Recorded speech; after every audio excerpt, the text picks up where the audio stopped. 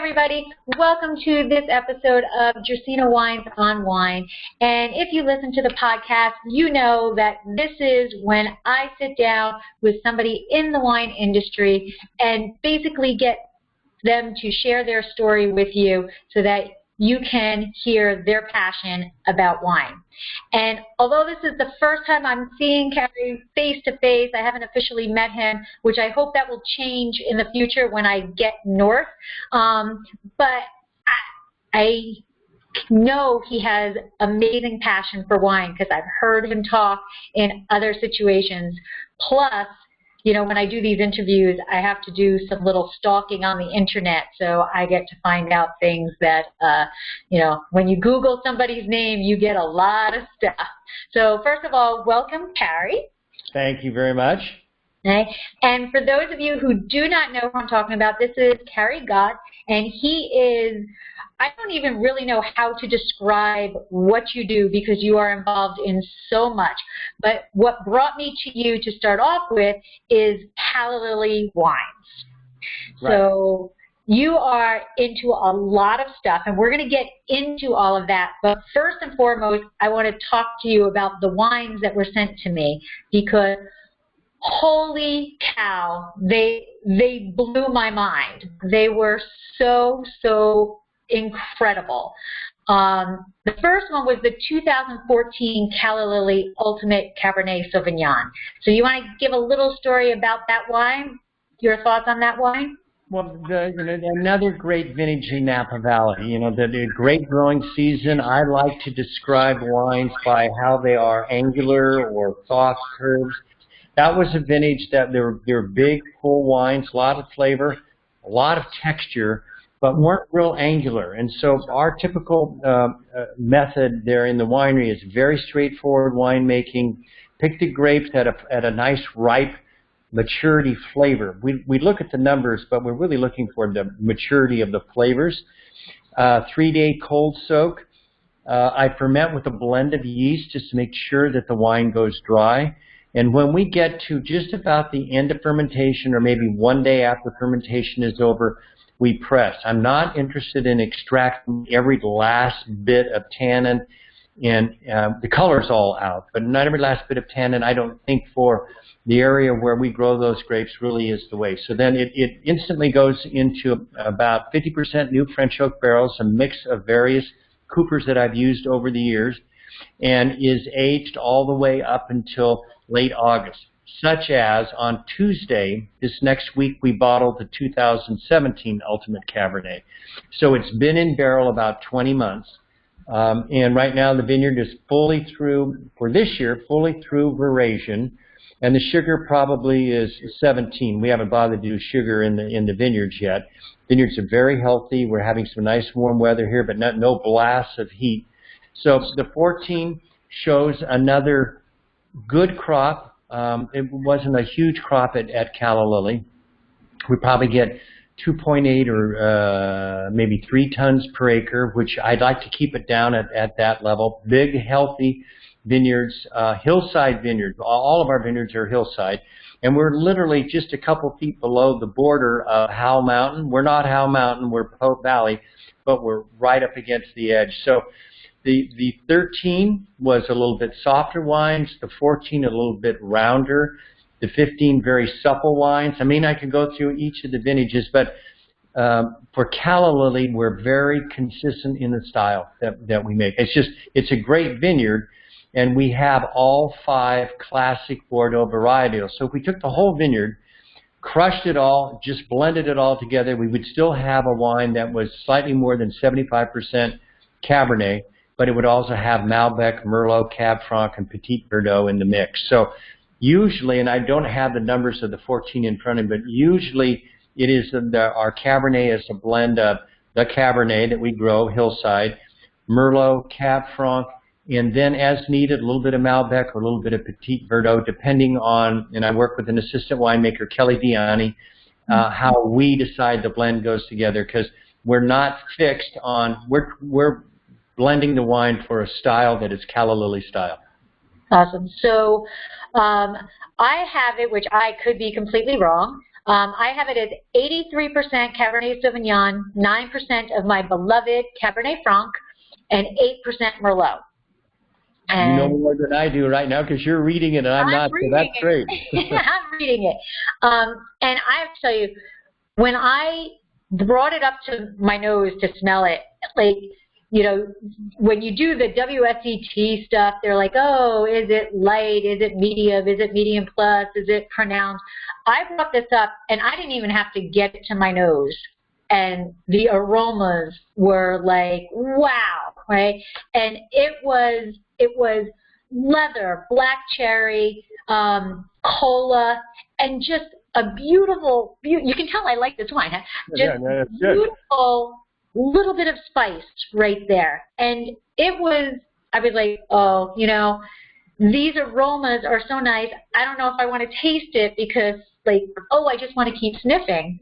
But then when I tasted it, it was incredible. And shortbread, like, that was what I was like, shortbread and plum and raspberry, and then anise, which I love in a wine, and leather. Like, I could have gone writing for hours about this wine. And the wine is still really young. Yes, yes. But as you said, you're not looking to pull out all of that tannin that's in there, and I think that that's what makes it approachable now. And I am sad that I don't have another bottle because I would love to be able to taste it, you know, 4 or 5 years down the road, because there's so much structure in it that it can sit and you can drink it later, but so it's definitely age-worthy. But there was something, the finesse that you have in that wine makes it approachable today. And it was a great growing year. So thank you very much for the compliment. I mean, it's fun to make wine like that, and because the vineyard makes the wine. I just stand back and I'm the chef in the kitchen and just make sure it goes the right direction. So there you go. And then the second wine that was sent to me was the 2013 Audax Cabernet Sauvignon. And that I have as 86.6% Cabernet Sauvignon, 13.2% Merlot, 0.2% Cab Franc. And that was in your face. That was a wine that stands up and says, you must pay attention to me, because incredible. On the blending of that wine on Audax, and Audax, is the base word for audacious. It's the tribute to the brave people that were the first people that came to Napa Valley to the vineyard and wine business, way before the turn of the century in 1900. So Audax, beautiful word. We try to build bigger shoulders on the wine. So when Kelly and I blend, we always blend the Audax first, because we have the whole collection of, we usually end up with like 12 to 14 different lots that we have of the wines before we do any blending. And we don't do any blending for like maybe 9 months after it's been in barrel and it's through malolactic. And the wines really start to show their personality, and then we can see, you can sort of see the shoulders of the wine. And we're blending. It's not so much color, because all of the Calla Lily wines have very dark color or full color, but we're looking for a little bit more mass and style, and knowing that people are likely going to age the wine longer. So that's why it usually is higher in percentage of Cabernet Sauvignon than the Ultimate. And I felt that this one had a little bit more acidity to it than the Ultimate. A little bit more acidity and a little bit more tannin. I wouldn't, again, it's not out in your face tannin, but I can see how this one, it would last years. It's definitely age worthy. Yeah, I mean, those are, we don't make a lot of Audax, and those are fun to take the very best lots, and typically it's from 2 sections of vineyard. One of them is a very interesting section of vineyard. It is actually Cabernet, very old clone. We don't even know what the clone is. but it's on AXR rootstock. The original rootstock that when I was a kid was planted everywhere in Napa Valley. So once after Prohibition, and a lot of vineyards were replanted, you either here in Napa Valley, you planted ARX1 or St. George. Those were the two rootstocks that you could use. And AXR then finally, Phylloxera type 2, finally wiped it all out. But we have about maybe a third of an acre of big old vines, and see my hands, the trunks on the vines are just massive. Wow. Produce a small amount of fruit. The clusters, the clusters are very small, and it is a late ripener. So usually the last block of grapes we pick at Calla Lily are either the Petit Verdot or the AXR1 rootstock Cabernet, and it is more silky and broad in your mouth. And then there's another block of Cabernet that we have that's on the other side of the winery, which is a Clone 7 on 10114 rootstock, and it is much more broad in style. So we take this elegant bottom structure and we build shoulders on it. And then a little bit of Cab Franc, a little bit of Merlot, whatever works, and a little bit of Malbec, and whatever works in the blend to add the finesse. And what's neat is adding little pieces of the other varieties that definitely swing the wine in an elegant direction. Absolutely. So because I don't have the bottles anymore, but I don't know if you can see that. So right. That's the photo that I took for the blog post of these wines. Okay. And the winemaking is science and art, but these this Audax bottle was art in itself. I mean, not to mention really, really heavy, but that it is. But the I don't know what you call the medallion, whatever, on the label. So yeah, the medallion we apply, and it's got we designed the head that's on the medallion, and then the bottle is silk screen, and it's an artist that I really enjoy working with that has done a lot. She's done all of the Calla Lily packaging, and you went over the top on that one. Yeah. It's a lot of work because we bottle it, and then we don't put any labels on the bottle, and then we got to come back months later and put the coin in the middle of the chest of the bottle or the crest of the bottle, and then it has another paper label that goes over the top of the bottle with the vintage on it. So packaging is complicated, but it's beautiful. It certainly is. And how many? You said you don't produce a lot of that. About how many cases of that do you produce? We would typically bottle 500 or 600 6-bottle cases. So it's 250 to 300 12-bottle cases, but all of the wines are bottled in beautiful 6-bottle cases. Okay. And so they're machine bottled, and then you hand put the medallion on and the label that reminds me of an international topic. And we do that 6 months later. There's no rush because the wine's going nowhere. It's going to sit in the warehouse while it gets the first 2 or 2.5 years of aging before we even look at the wine, thinking about selling it. So what I tasted was the 2013. That's your current vintage, your current release vintage of that one? Wow, that's a lot of hold back time. No, it needs it because we build it to age, and that. We're not rushed to get it out of the winery. We want it to show really well because we live in the day and age that people typically pull the cork and drink. That's true. That is true. All right. So in addition to these wines, you also produce a Pinot Noir from Carneros, correct? Yes. Okay. And again, if you're going to make Pinot, Carneros is a great region to make it. What about the region about Carneros do you think makes Pinot the perfect grape for there? Well, Pinot is an early ripener like Chardonnay. Carneros is much further down the Napa Valley, sitting at the top of the San Francisco Bay or San Pablo Bay. So it has a lot of bay influence. So the winds come in through the Golden Gate and go south towards San Jose or north towards the Carquinez Strait and the San Pablo Bay.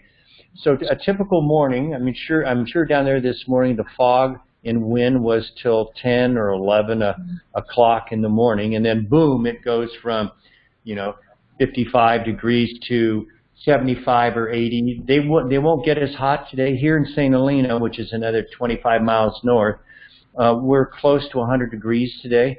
Down there right now, it's probably 78 or 85, something like that. So why that works for Pinot Noir, being an early ripening variety, but it's being grown in a cooler area. So it may, if we were growing the Pinot Noir here in St. Helena, we'd probably be picking it now. But down there's not that many degree days of heat as compared to up here. So most of the Chardonnay and Pinot Noir in Napa Valley is all down in Carneros where we have the cooler weather. And it just delays it. And as the days get shorter, and the vines sense the difference, the amount of hours of sun that it has during the day, it just delays the ripening. So we did sugar samples in one of the vineyards down in Carneros today for another winery that I'm involved with. And we're sitting at like 18, 19, 20, something like that. Oh. So it's got a ways to go, and it won't move very fast. We have a couple warm days ahead, but no scorchers. So, and the vines are still getting a small amount of water. They're in very good shape, good canopy this year because of all the rain that we had in May. In May we had like 9 inches of rain or something, which is kind of like, sort of unheard of. Right. Well, not unheard of. It rains, but, we could have sort of normally expect an inch of rain in May, and we got a lot, and the weather was cool. So that just delayed everything. And so once June, we started to get some high heat again, and we had quite a lot of canopy growth, which we had to maintain and retuck canes and pull some leaves off and stuff. So it slowed everything down, and then we had some warm days in July and cool days in July, and it's just a normal year. Right now, I could say that we have a good sized crop. It's probably not as big as last year's overall in the area, but we're just starting to see some flavors, and we have Sauvignon Blanc that maybe is around 20. That's up here in the northern part. Cabernet has got a long ways to go. So we're starting, and of course what we're doing right now is we're bottling wine as fast as we can everywhere, and we have the bottling at Calla Lily next Tuesday where we'll bottle the Ultimate and Audex, both 2017 wines. Awesome. And then I also heard through the grapevine that your Pinot is by the glass at Copia. Yeah, it was there for like 6 months. Yeah, it's great. They love it. That's incredible. Like, did you just walk into Copia and say, hey, I want you to try this wine? We have a very good friend that helps us with sales. Okay. And she knows the people at Copia, and she knows the general manager, and he fell in love with the wine because he loves Pinot Noir. So it works. There you go. That's quite the thing because, I know personally making the wine is kind of the easier part of it. It's the selling it, and to go into the restaurants and, you go in and they're like, oh, yeah. And then, but that's a kudos. Our wine just got accepted into in New Jersey, Crystal Springs Resort, which is a Grand Award winning restaurant for like the last 14 years straight. Wow, and congratulations. Yeah, like I left there and I was glad they didn't have didn't see cameras around me because there was quite the little happy dance going on. Oh, great. All right, so I'm going to move away from wine for a little bit and a little bit more into you yourself. So you've been around wine pretty much your entire life. I've heard you say, or I read that it's in your blood. So it started with your great-grandparents in Lodi, correct? Correct. Fred and Daisy Cary, they grew grapes, and I actually have in my dressing room, in my home just outside of town here, a painting done by Daisy Cary. Cary was the family name. I use it as my first name. Done in 1894, the varieties that they grew outside of the town of Lodi, and there was Tokay, Zinfandel, and Mission. And so the Tokays ship very well. The Missions ship very well. The Zinfandel a little bit more fragile, but there already was ice-cooled rail cars at that time in the late 1800s. And so the grapes would be boxed, they go into the rail cars, and they're off to the East Coast, Chicago, Boston, wherever there was a lot of Italians. And so you used a little bit of the Tokay in the mix and a little bit more of the Mission, which would then dilute the high sugar that came in with the Zinfandel. The Zinfandel probably would come in at 28 bricks. And, for a home winemaker to try to get that to go dry, it's not working. So the Mission added another little bit of flavor, and the Tokays were planted there. Sometimes you more want to think that they were table grapes, but where that industry really ended up was the Tokays were perfect for making brandy. And so in Lodi, the industry for distilled spirits really turned to Tokays. And Tokay, it's a huge bunch. Every bunch weighs like 2 pounds and, not very high sugar. And you ferment it quickly, and then you would distill it, and that was the basis for Lodi Scotch, which was brandy. Oh, okay. And then my grandparents were shippers of grapes and were involved with a winery that made brandy. And then my father, after the war, was general manager of Petri Winery, and that's where I grew up as a little kid. So that's a huge winery outside of Modesto, Petri. And I grew up there as a little kid. It's a much bigger facility now than it was as a kid, but very Italian-focused at the time. And after we lived there for a decade and a half and stuff, I moved down to the Bay Area. I went to school at USC in Los Angeles to study architecture. Oh. Didn't graduate with that, and moved to Davis. And I said I wasn't going to do what my dad did, and I took a course, Introduction to Wine for Americans, taught by the famous guy Maynard Amerine, and instantly fell in love with it. And literally, I lasted at Davis another not quite 2 years and came over here to Napa Valley. At that point, my dad was running Inglenook in Rutherford. So guess where my first job was. and then I was there for a harvest and then moved to Sterling Vineyards, which was a brand new winery. And all the stuff was at the bottom of the hill near Calistoga. And did that for a couple of years. And then we moved up to Amador County, and I started Montadina in the basement of our house when my wife and I were in our early 20s. Sold that to Sutter Home, and then I went down to San Luis Obispo and started Corbett Canyon Vineyards, which is different now than what it was then. And then I worked for like 15 years for Seagram, and I came back to Napa Valley, and I was president of Mumm and Sterling, and did that for 15 years. And then I left doing that, and since the late, like 98, I've started wineries and done winemaking and architecture for wineries here, Arizona, San Luis Obispo, Sonoma County. Wow. So, it all fits into what I do. And then my son, Joel Gott, has his wine brand. Oh my God. You know what? I did not put 2 and 2 together. Oh my God, now I feel so stupid. No, that's fine. You probably have been to one of our restaurants. Gott's Roadside? What? You probably have been to one of our restaurants called Gott's Roadside here in St. Helena, Napa, San Francisco, Palo Alto. Yes, I remember. I'm more south, and I've been in Jersey for too long. But I will have to change that. Oh my God! Did you actually see the light bulb go off above my head? Like that did not go hand in hand in my brain. That's you're not the first one that kind of didn't put 2 and 2 together. It's no big deal. So see, but what's so interesting is that I joke that I stalk people who I interview so much. Like I am looking all over the internet, and I don't think I saw that. I know I didn't see that connection anywhere because I would have put it together then. Oh, wow. So wine's in the family. Yes. So you said that you grew up in there in the wine industry, but then you didn't think that was the industry you were going to go into. But when I changed from USC to Davis, I said, not knowing how old was I, 20 years old or 19 years old, I said I'm not going to do what my dad does. I don't know what I was talking about, and I wasn't really drinking wine at that point. It was probably a beer once in a while. And I just took this course, Introduction to Wine for Americans, and I just fell in love with it. And that started.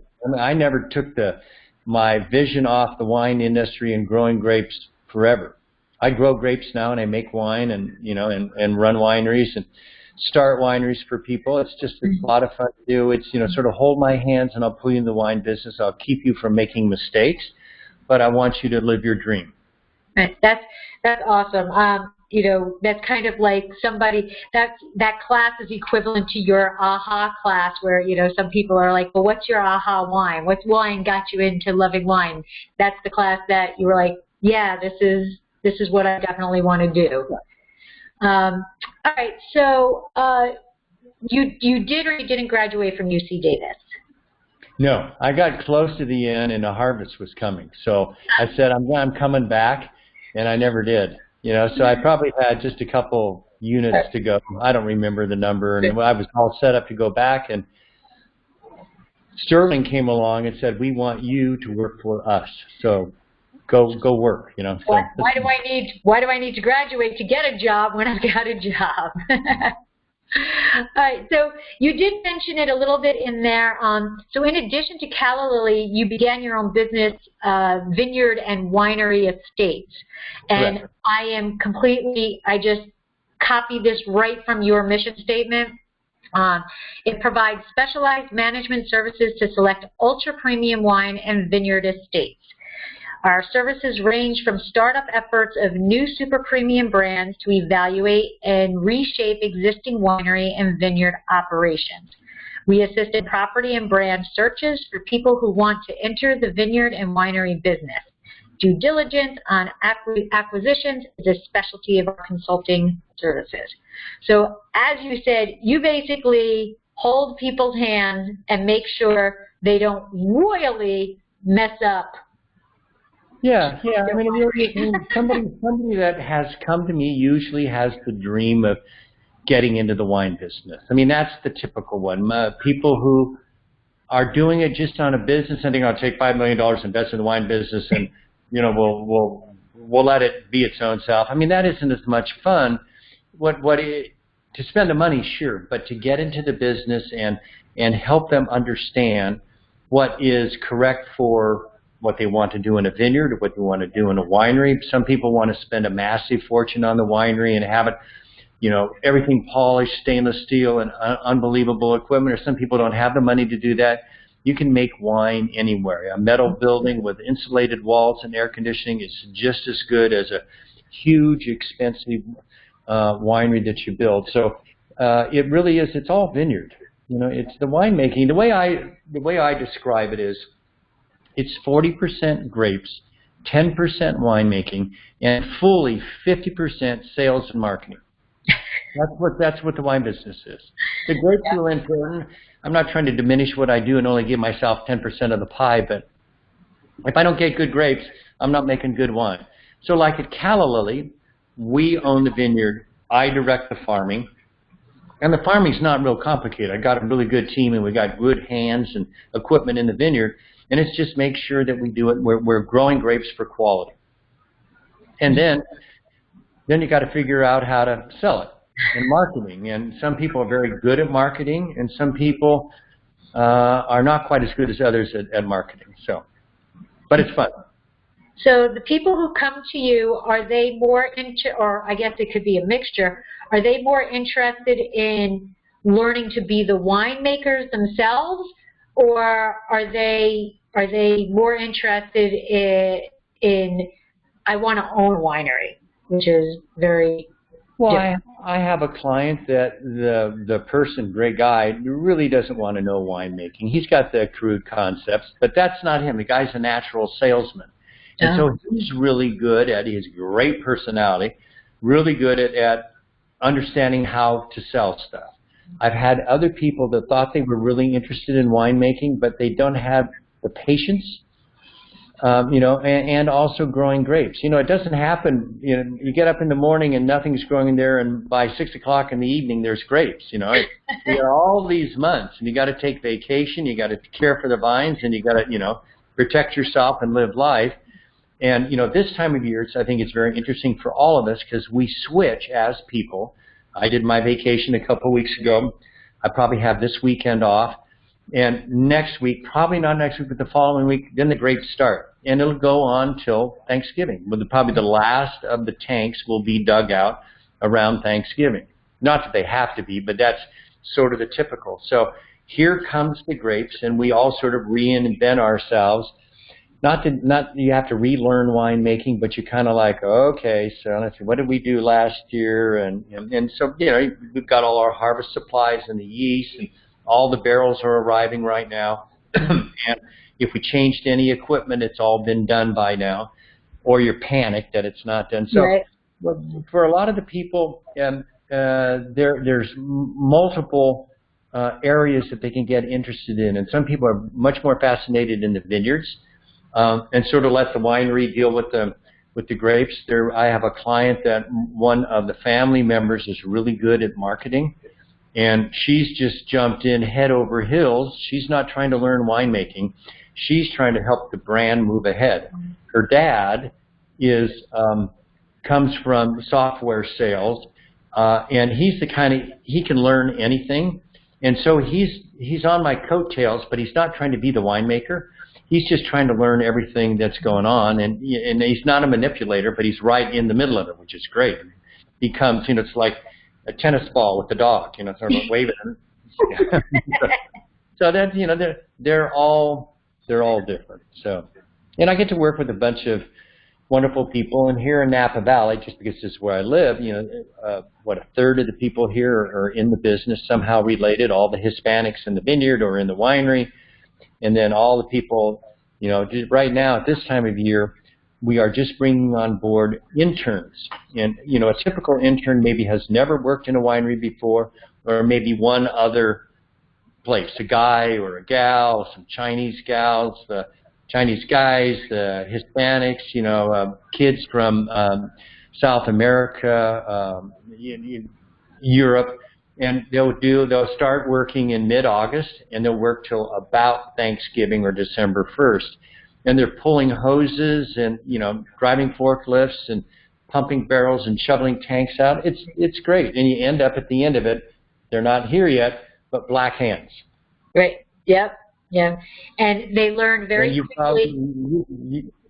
You've probably had the black hands, right? Yes. And they learn very quickly that it's not really all glamour. Oh, yeah. Yeah, but the smells are neat and the camaraderie and stuff. The major thing is that you want to make sure that the winemaker who's actually running the place or the cellar master at least makes Monday night not a terrorism, so you can at least watch Monday Night Football. There you go. And that in its own right in California is tough to do because, in Jersey, I'm starting at 8:30 at night. It's tough for me to fall, to not fall asleep before the end of the game and, forget it if it goes into overtime. When we're here, it's like you got to rush home to start watching the game. Exactly. There's simple things in life. Yes. All right, so I want to circle back to Calla Lily. How exactly did you meet Anthony Fung and Andy Choi? So they were interested in investing in vineyard land and hopefully a winery in Napa Valley. And they had landed on a property that I wasn't involved when they selected it, and then I was brought in for due diligence on the property, and I told them, no, you're not buying this.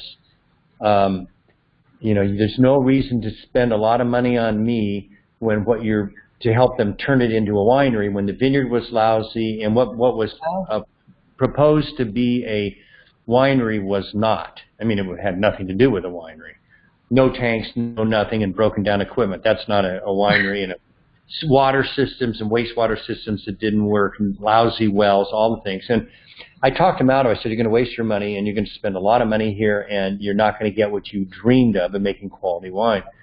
And at that time, that was 2012, I think. The property where the winery is had been built in, and the vineyard. The vineyard was older than the winery building. Had been built in 2010, and then the owner of that, an older gent, accidentally crashed his airplane and was killed. So the family came in and just literally shut the winery down. And through friends in the technology and the vineyards and stuff here in Napa Valley mentioned, he said, have you taken a look at this winery over here on Pope Valley Road? And I hadn't. I'd ridden my bike by it many times, but it just never registered. And went and looked, and what the family had done has gone in and just basically turned the lights off. The wine was gone, no barrels, but all the equipment, there was still stuff in the refrigerator, and this was a couple years later. I mean, it wasn't spoiled milk or something, but there was some beers and bags of ice in the refrigerator and stuff, and all the lab equipment was there. And I mean, the winery was literally walk in the door, turn the lights on, turn the refrigeration system back on, and away you go. So I changed out some of the equipment. We bought it. I changed out some of the equipment. The first year we didn't use any of the grapes because I had to change the farming practices because they really weren't up to snuff of what I wanted them to be. And I brought in friends from a company called Crop Care and took over the viticultural direction from the vineyard manager that I had worked with for years. I had known the guy for years, and the focus of the vineyard was growing lots of grapes and selling them at not very high prices. So we cut that out and turned the pressure down on the boiler and really turned the focus around because good wood, no viruses, good rootstock, beautiful hillside, good water, and all we had to do was just improve the farming and the viticultural practice. It took us 2 years to be a success there. And in the middle of that, then we got into the winery, and we didn't try to operate it the first year because we weren't ready for it. I got rid of some tanks and put in more tanks. We had to buy barrels, put together a little staff, winemaking software, all the stuff we needed to do. And then the next year, boom, we're in business, 2012 and 2013. So. Oh. Yeah. So. Oh, okay. So Dracaena Wine started in 2013, Right. but you guys are significantly bigger than we are. So you had mentioned that just was turned on the lights, perfect for them. What made you decide you wanted to be part of Calla Lily? Because I mean, I'm guessing that through the vineyard and winery estates, you have loads of people coming in, use your services, and then go off on their own. But with Calla Lily, you're in the heart of it. Well, there's a lot of wineries here in the valley that I'm involved with. 4 major wineries for Napa Valley here now that I make the wines at. And at that point, when they bought the property, there was probably 1 or 2 more, and a couple of them hadn't appeared yet. So in the case of Calla Lily, they asked me if I wanted to make the wines because I was known for the wines I made at Round Pond and Ramsgate and D.R. Stevens and Pillar Rock and, go on down the list. And it wasn't all just winemaking, but working with architects. Calla Lily didn't need an architect. But I had done so many different things. They had read about me and what I did. And I, again, hold my hands and I'll pull you into the wine business. Awesome. So how did you come up, or how did they come up with the name Calla Lily? Because it's actually one of my favorite flowers, and I did, in the blog post I wrote, I started off with the biologist in me, which is I'm a trained biologist, microbiologist. I can't let it go that it's not a real lily. It's not a real lily, but it's Carolus Linnaeus actually made a mistake when he was classifying it, and even though it was tried to be corrected later on, nobody stuck with it. They stuck with Calla Lily. So now that I got the science out of there, why Andy's wife's name in Chinese, Mandarin, translates to Calla Lily. Oh. Pretty simple. Wow. All right. People typically have an agonizing time naming a wine brand. They stumble all over the place, and then they'll come up with something that is trademarked by somebody else. Throw that away, and you got to find something else. So that it was a family name, and it's pretty. It's beautiful. It's beautiful. Wow, that was very simple. I wish ours was as simple as that, but we ran into the trademark thing with our first name. Okay, so you had mentioned already that audax is the Latin for bold and daring. And what made you decide that was, did you taste that wine first, or did you have the name in your mind first and then say, I'm going to create this wine to fit that? No, I didn't create the name. They did. So they created Calla Lily, and they wanted ultimate red Cabernet Sauvignon and Pinot Noir. And then they came up with, a year and a half later, with Audax. Wow, that's kind of cool. And so our designer, Shanda Williams, oh, great, I got it. I got the concept, and she did a couple iterations. And, so we had a label that was not audacious, but it was a little bit of a tribute, what you tried to do to the people that, that first started the wine business here in the Valley. And we knew from the start that that was our best wine, our small amount of the best we can do. And so that's really easy to concept in the winery. Okay, I got it. And, we bottle it later, it ages longer in the barrel, it gets a little bit more French oak, new French oak.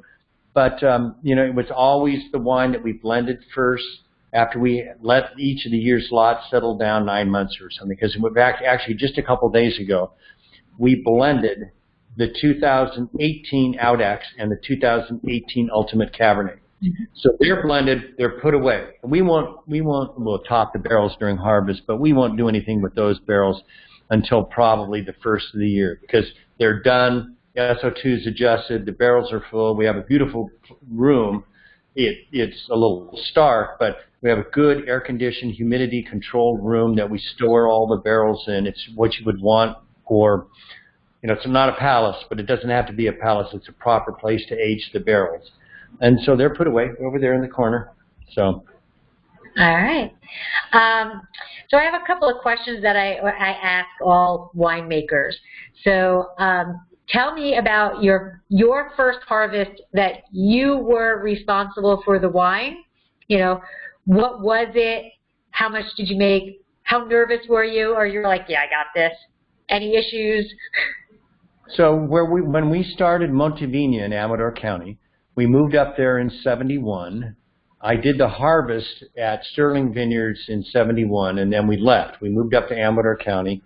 And so in 72 and part of 73, well, all of 73 and part of 74, we sold most of the grapes to Christian Brothers.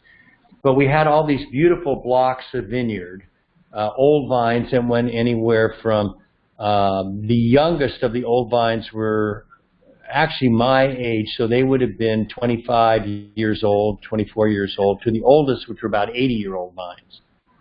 Some very steep hillside. They were all cross-cultivated, dry-farmed, no rootstock vines.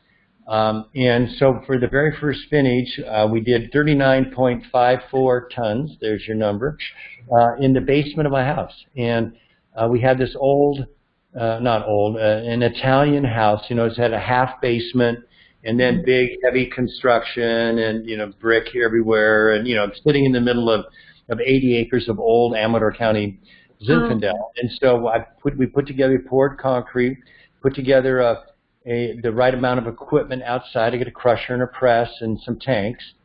And then all the barrels were down in the basement. You had to bang the barrels down the stairs to get them into the basement.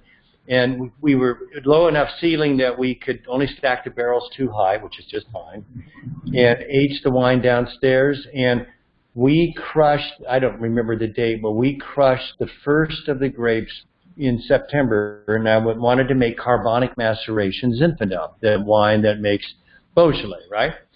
And so I came up with a technique through a good friend of mine, Daryl Cordy, and reading about the production of Beaujolais. Not hard to understand. You put whole grapes in the tank. They juice. I did one step further. I definitely added yeast that I knew what was going to ferment. And so you do the carbonic maceration where all the fermentation takes place inside of each little berry, and it's a very different flavor and texture. And pressed, got the wine to go through malolactic, bottled probably the 13th of November. This is the year we crushed the grapes. and sold my first cases to Cordy Brothers in Sacramento on the old traditional date of when Beaujolais was released to Paris on November the 15th. Wow. And that wine was called Zinfandel Nuevo. Wow. That's awesome. Okay. So I was making money. Yeah. That's I was making money. We had revenue coming in within just a few months after crushing grapes. Well, that's a huge success. You can't ask for more than that. Wow. Wow. So that was my first harvest. So that really wasn't that long ago, but what have you seen in terms of change in winemaking processes or in the wine industry since you started your career in it? Well, starting with the vineyards, it's much more specific on even though drippers and emitters and all irrigation existed, but, like the original old vines at Montevina didn't have any kind of irrigation. I mean, they were dry farmed. You had no way to get water to them. You almost never do a vineyard now without irrigation, which makes sense because you can then really control the vines. We have all these rootstocks that we work with now that are, they're great. And when I was a kid, there was only two rootstocks. There was AXR1 and St. George. There were a few other ones, but the phylloxera problem caused a lot more rootstocks to become available. And then there's clonal selection of the varieties. So there's probably 15 clones of Cabernet you can get your hands on right now. A lot of them had viruses, so the university went through a lot of effort to clean up the viruses in all these various grapes. We have suitcase selections of Pinot Noir and Chardonnay come from Europe. They were pretty dirty virus-wise, but they got cleaned up. I love the Swan clone and the Calera clone, and both of those come from somewhere in Burgundy. I don't know what it really is. They make stunning Pinot Noir. They make Pinot Noir what Pinot Noir should be. So in the vineyard, we've gone from much narrower spacing, more vines per acre, a little bit more mechanical work to the vineyards, a lot less working the soils real hard, a lot more compost going back into the vineyard, and a lot more items that we add to the soil that are natural bacteria, mitochondria they're part of what goes back in the soil to make the soil healthy. So the vineyards we've definitely improved, but I think the sad thing about the vineyard is it shows what we're doing to the climate. So when I was a kid, the first vineyard I planted in Amador County, we planted Sauvignon Blanc. Big, healthy vines. Yes, they were not on rootstock, but they wouldn't have really changed the harvest date. Guaranteed, we would not pick Sauvignon Blanc until the Monday or Tuesday of the second week or the third week in September. So that'd be the 16th would be the typical day. I bet you they're picking Sauvignon Blanc in Amador County probably starting next week. Yeah, wow. That's climate change. And we see it totally here in Napa Valley. I mean, we don't have frost like what we used to. It's warmer. I mean, anybody says that there isn't a climate change, and is it just due to man? I'm not going there. I think that we're an effect to it. I definitely think we're effect to it, but we would definitely see climate change. So those are things I see in the vineyard. From the winemaking point of view, there's a lot more technical equipment that's out there. We never berry sorting. What the heck was that? Never, caves. Nobody had caves. And we dug some of the first caves here in Napa Valley. There were caves in Europe, of course, for years. A lot more use of French oak and oak from around the world. It doesn't have to be French. Hungarian oak is great. So there was a lot more barrels involved, stainless steel barrels, and there was no such thing as that we had as a kid. Much better destemmers, much better presses. So all of the technical stuff that we put our hands on to get the work done, it's all generational better. My 55 Chevy drove really good, but the 2020 Chevy is better. I mean, that's a lousy analogy, but it's all improved along the way. I have great software that helps us with winemaking. The software is not making the wine. The software is behind us, keeping track of the records. And if you could see my desk here, it's just littered with papers because I'm the guy, kind of guy that doesn't know how to file anything. We have a lot more yeast. You know, I'm ordering yeast right now that we use in winemaking. I've settled on a couple that I really like, but in the catalogs that I order yeast out of, there's hundreds of yeast, and there's probably 20 different firms that make them. So they're good, you know, but I think we need a yeast that can take we're making higher alcohol wines that can take higher alcohol, really don't change the style of the wine, and some Baianus yeast that I like to add as a small part of the blend of yeast, and they're sort of the cleanup crew at the end, because Baianus will finish off the rest of the yeast. Malolactic was always something that was natural. Now we just have bags of malolactic, expensive, that we pour into the wine, and boom, it's done. We use less SO2 than we have in the past. You know, the winemaking techniques, I mean, there's biodynamic. I've done it. It's not what I do at any of the wineries now. We're trying to be really here. It's called Napa Green, which is definitely sustainable. I don't know that really changes a lot in the winery. It definitely changes some of the practices in the vineyard. I don't think that vineyards have to be organic. Some people do.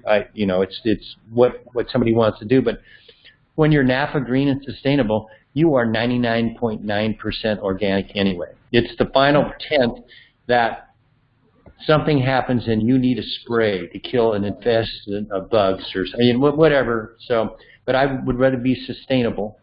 Bottling equipment is vastly better. You know, when I was a kid, there was no such thing as mobile bottling lines. Now half of the traffic on the road here in St. Helena is mobile bottling lines this time of year.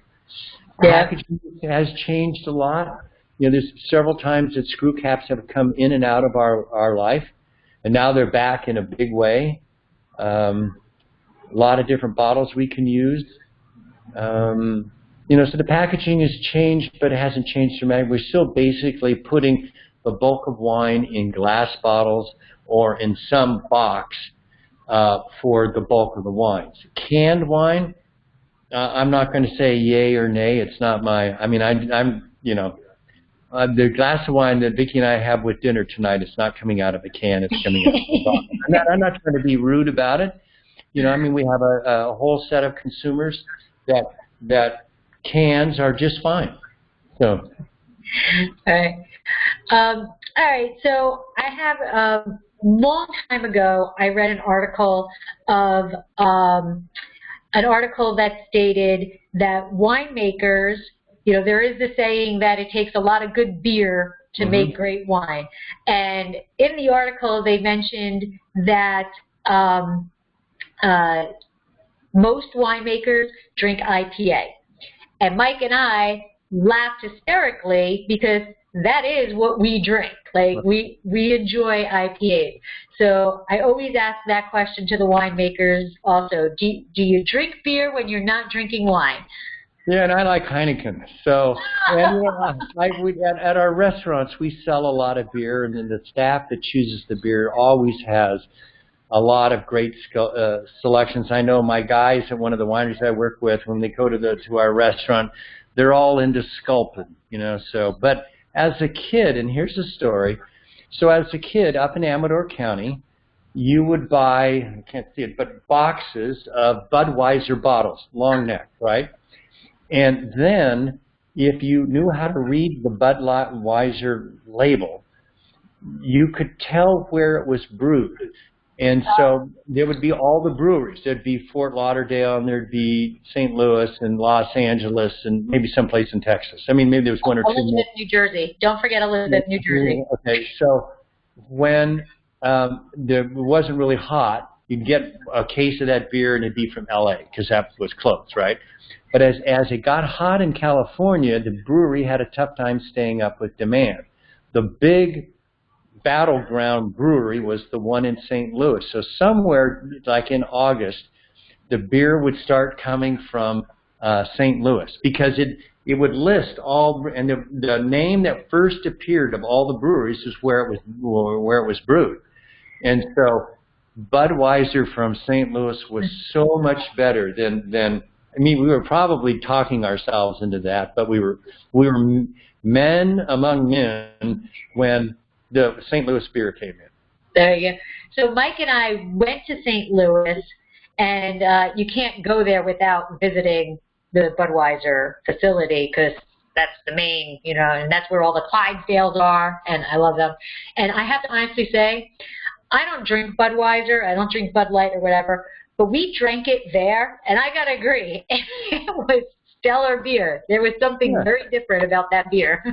Yeah, no, I mean, it's Bud, and you get a, I guess it was 24 in a pack, and you buy 3 or 4 of those at a time and throw them in the refrigerator. You handed them out like candy because at the end of the day we were trashed. All these modern beers didn't exist. Right. There was Budweiser, and there was Coors, and there was Olympia, and Schlitz, and Lucky, and what else were there? Well, there's a couple. Schaefer. And Jack. Jack's from New Orleans. So. All right. So before we wrap up, I just want to ask, did I miss anything that you want to talk about, or anything about Calla Lily or about your business itself that I missed? No, I mean, you covered my business. This is great. What I do is help people get into the wine business, and I work around a lot of really great people as clients, and the people that are actually working for me are working in the wineries. You need to take care of those. And so one of the keys to this at the wineries, because most of the wine except 1 or 2 of them are custom crush wineries. And going way back for many years, my wife has this chocolate bundt cake thing that's, chocolate with chocolate, and then, by the way, dump a little bit more chocolate in it. Yum, yum, yum. Vicky gets up every morning and makes it, and then so I'm there walking into the winery with 1 or 2 of them, depending on the size of the crew. They're still warm. You can ask anybody to jump off a building or do anything you want, and they'll do it because if Vicky shows up at any of the wineries, the cellar crew cheers. So that's one of them. So it's a family business. My son definitely takes care of his employees and stuff. His business is much bigger, but it's a family business. It's really fun. It's not as easy as it looks. There's a lot of romance to it. But if you do it, I mean, you've got your own winery. If you do it and you do it with the love and passion, it's great, and it changes. For years I ran Mum Napa Valley, and that's a whole different world. The French very particular about blending and what they do. I did a tasting today at a winery called Rack and Riddle that I've done business with in the past, and they have massive operation, and you go in and you can choose wines that are just barely entourage, so they're done, and choose, and you put your own label on. Wines were great to taste. I just love it. And then there's this massive 250-foot long disgorging line. It's all the equipment, and I love winery equipment, and just watching all of this equipment from all around the world take bottles, freeze the neck, disgorge it, dose it, stir the bottles, wash them, label them, package them, and cases pop out the other end on one line. It's amazing. It's a beautiful thing. I love the business. That's awesome. That's awesome. So, well, actually, Calla Lily on social media, Calla Lily Wine, right? Yes, callalily.com. And then on the social media, I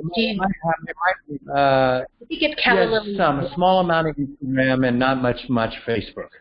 Okay. All right. So before we wrap up, as I end every Dracaena Wines on Wine, I do a game of opposites with my guest, and basically there's no right or wrong answer. Basically, I just say 2 different things, and you just say whichever one resonates with you more. And it came from a Friends episode with Phoebe and Joey. Joey wanted to go north or south, and she played this game, and I always thought it was a fun game. So are you up for playing a 1-minute game? Oh, sure, yeah. All right. Yeah. No, you don't. There's no right or wrong answer, and there's no real thinking really necessary. All right. We'll start off with non-wine terms, and then we'll go to wine terms. Okay? Okay. All right, here we go. Night or day? Vanilla or chocolate? You just got to guess night or day. Just which one, night or day, resonates with you. Day. Okay. I got it. I got it. Day. Sunset or sunrise? Sunrise. Black or white? White. Walk. Although I got a black shirt on. Walk or run? Run. Food or drink? Food. Old world, new world? Old world. Sweet or dry? Dry. Bubbles or still? Oh, Bubbles. The best winemaker in the world that ever was Dom Perignon. Okay. Oak or stainless? Oak. Drink now, drink later? Drink now. Blend or varietal? Blend. Vintage or non-vintage? Vintage. Cork or screw cap? Screw cap. Okay. Napa or Sonoma? You know, I make wine in both counties, but, you know, more here, so Napa. Okay. Commercial or indigenous? Indigenous. Bordeaux or Rhone? Rhone. And warm climate, cool climate? Cool climate. There you go. That's it. That's great. So it's funny because it's also a little psychology thing. And most people, and you did do the whole thing, so like you started off with day, and then you stayed with that in the psychology realm because you went with sunrise and you went with white. So that kind of stays good. So it's always kind of interesting. And, you know, every podcast needs a little shtick to make it their own. So. And so is the painting behind your head old? Is it old? It is. It is. It is Poppy's. It was my grandfather. I called him Poppy, and he was my world. And so when he passed, I got that and a nice tattoo of a poppy. So even though it's very different, because it's poppies, my great-grandmother Daisy's Cary painting in my dressing room is that. I mean, it's the great variety. It's, you know, it's different. I mean, it has nothing to do with poppies, but it's the same setting, tribute to whatever was there. So that's a good setting for you with because the poppies are coming out of your hair. My hair. Yes, it is very near and dear to me. Very near and dear to me. I would love to see that photo. Maybe you can take a picture of it and send it. Oh, sure. Yeah, send it to me. I would love to see that photo. Yeah. But thank you very, very much for joining me. And I'm sorry we had the technical difficulty to start with, but I'm glad it all came in smoothly at the end. Good. So, thank you very much. Enjoy your day. Enjoy your probably last week before hell breaks loose and you don't get a rest until like Thanksgiving, right? Yeah, it's not hell. It's just, you know, you sort of gather up all the people that you work with and all the vines, and we move towards a couple months later. It's over. So right. And it's fun along the way. It is. And when you're in it, you're in it. And then when it's over, you're like, all right. Yeah. We're good. Okay, good. Thank you. All right. Thank you very much. And have a great night. Enjoy your wine, whatever you're opening tonight. Okay. You too. Thank you. Have a good night. Bye-bye.